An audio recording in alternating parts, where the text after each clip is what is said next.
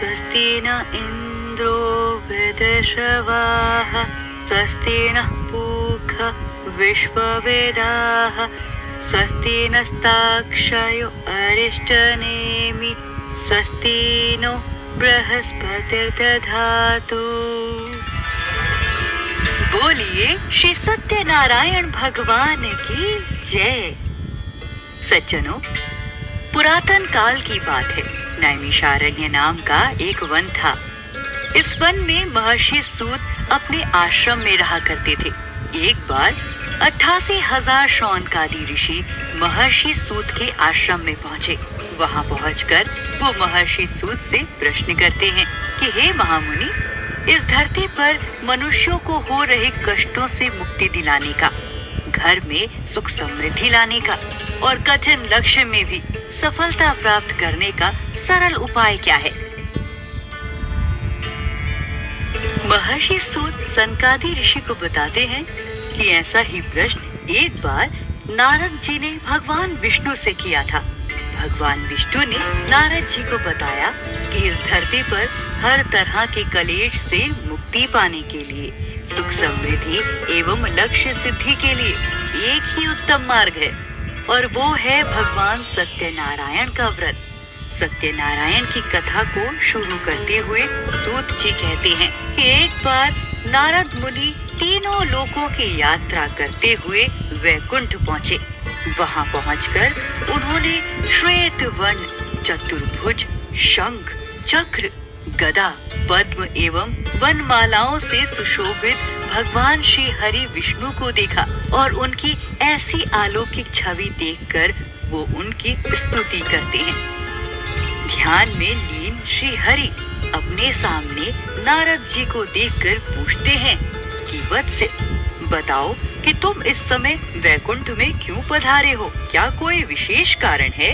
नारद जी बोले, भगवान, मृत्युलोक में अपने पाप कर्मों की वजह से अलग अलग योनियों में जन्मे जीव कई तरह के दुखों से जूझ रहे हैं। हर जीव पीड़ा में है।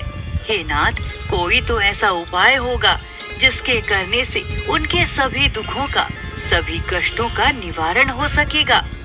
यदि इस समस्या का कोई सरल उपाय हो तो बताइए प्रभु, मैं सुनना चाहता हूँ। विष्णु भगवान ने कहा, हे वत्स, संसार के दुख दूर करने की इच्छा से आपने बहुत अच्छी बात पूछी है। जिस व्रत के करने से प्राणी मोह से मुक्त हो जाता है, उसे मैं आपको बताता हूँ। सुने हे वत्स, स्वर्ग और मृत्यु लोक के पालनहार भगवान श्री सत्यनारायण का व्रत कई पुण्य फलों को देने वाला है। आपके स्नेह के कारण इस समय मैं उसे आपसे कहता हूँ। पूरे विधि विधान से भगवान सत्यनारायण का ये व्रत करके मनुष्य शीघ्र ही सुख प्राप्त कर परलोक में मोक्ष प्राप्त कर सकता है। भगवान की ऐसी वाणी सुनकर नारद मुनि ने कहा, प्रभु, इस व्रत को करने का फल क्या है? इसका विधान क्या है? इस व्रत को किसने किया और इसे कब करना चाहिए? ये सब विस्तार पूर्वक बतलाइए। इस पर भगवान बोले, श्री सत्यनारायण का ये व्रत सभी दुखों, शोक आदि को दूर करने वाला, धन धान्य में वृद्धि करने वाला, सौभाग्य और संतान देने वाला तथा जीवन के हर एक क्षेत्र में विजय दिलाने वाला है। मनुष्य को ब्राह्मणों और अपने बंधुओं के साथ शुभ मुहूर्त में भगवान सत्यनारायण की पूजा करनी चाहिए। इसके बाद सत्यनारायण की कथा जरूर पढ़ें या सुने। पूजा के अंत में नैवेद्य जैसे कि फल, नारियल, पंचामृत, तुलसी के पत्ते और पंजीरी भगवान को अर्पित करें।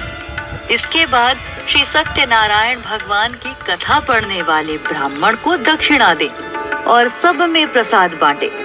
ऐसा करने से मनुष्यों की मनोकामनाएं अवश्य पूर्ण होती हैं। इस घोर कलयुग में मुझे प्रसन्न करने का ये सबसे सरल उपाय है। इति श्री स्कंद पुराणे रेवा खंडे सत्यनारायण व्रत कथा प्रथमे अध्याय संपूर्णम। बोलो श्री सत्यनारायण भगवान की जय।